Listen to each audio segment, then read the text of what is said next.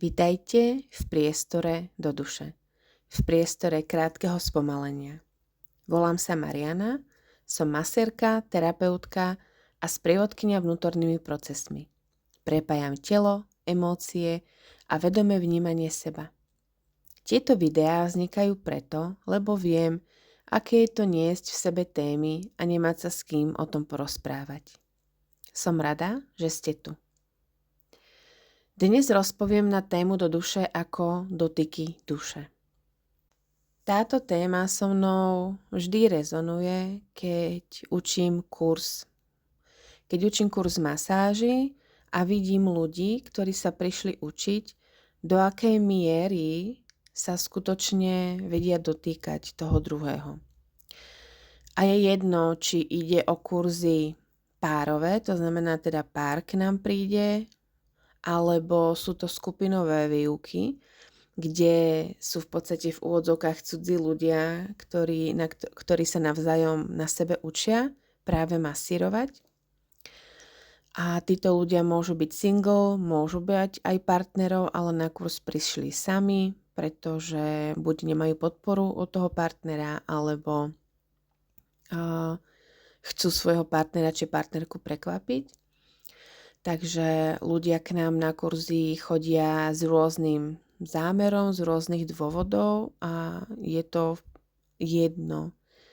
Je dôležité, že chcete sa naučiť viacej o tele, viacej o prežívaní a o zážitku z dotyku, že v podstate aj obyčajný dotyk môže byť liečivý, láskavý, harmonizujúci, zbližujúci.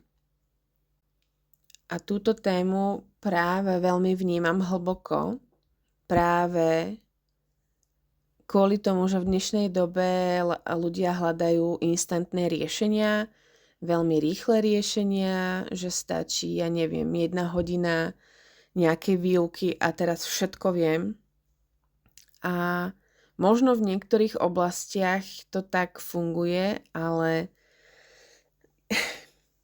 myslím si, že keď sme dlho, možno aj celý život, vlastne nevnímali poriadne naše vlastné telo, ako sa správa, aké má pocity, čo potrebuje a nepotrebuje.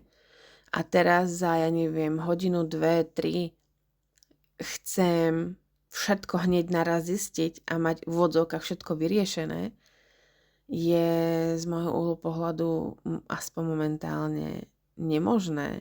Možno sa dostaneme do nejakej fázy, kedy tieto vedomosti budeme mať instantne proste downloadované do našeho mozgu, ale stále by to bolo len na úrovni vedomostí, ale nie toho prežitku a vlastnej fyzickej skúsenosti.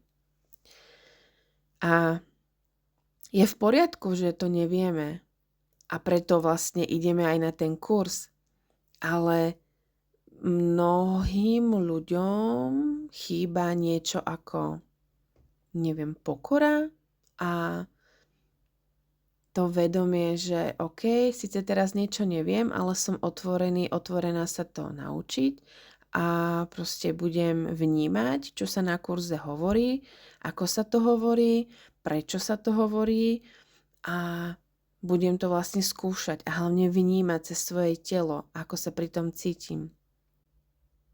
A niektorí ľudia, ktorí prídu takto na kurz, tak odo mňa očakávajú, alebo od nás očakávajú, že im za, proste 9 hodín alebo niekoľko dní toho kurzu odovzdáme všetky naše vedomosti, ktoré sme za 10, 15, 20 rokov nazbierali a že im odovzdáme aj vlastne celý ten zážitok alebo prežitok v rámci toho jedného kurzu.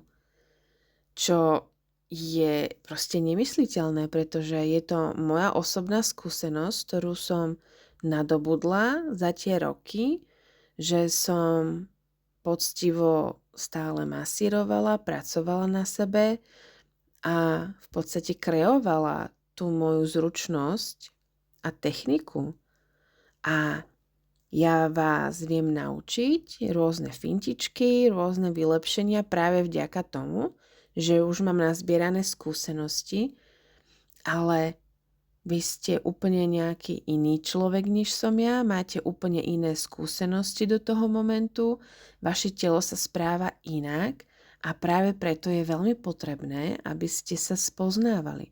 Na tom našom kurze vám viem ukázať nejaký začiatok tej cesty, ako sa to dá urobiť, ale bez toho, že vy sami doma nebudete ďalej vlastne seba skúmať a trénovať a cvičiť vlastne tú techniku masáže, tak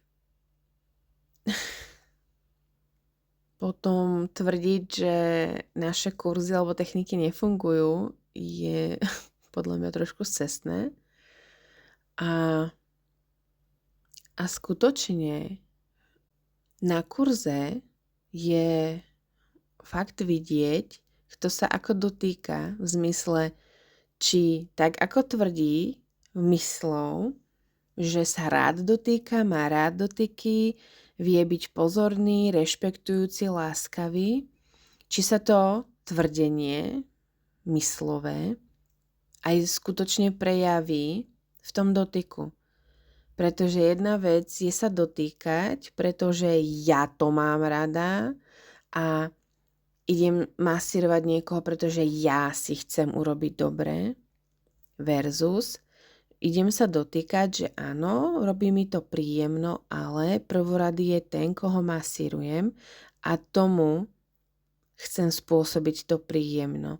Tomu chcem dopriať ten blažený stav, tomu chcem dopriať uvoľnenie svalov, zbavenie sa stresu, hej. A je to tam fakt vidieť a cítiť, v akom nastavení daný človek, to je jedno, či je to muž alebo žena, v akom nastavení vlastne masíruje.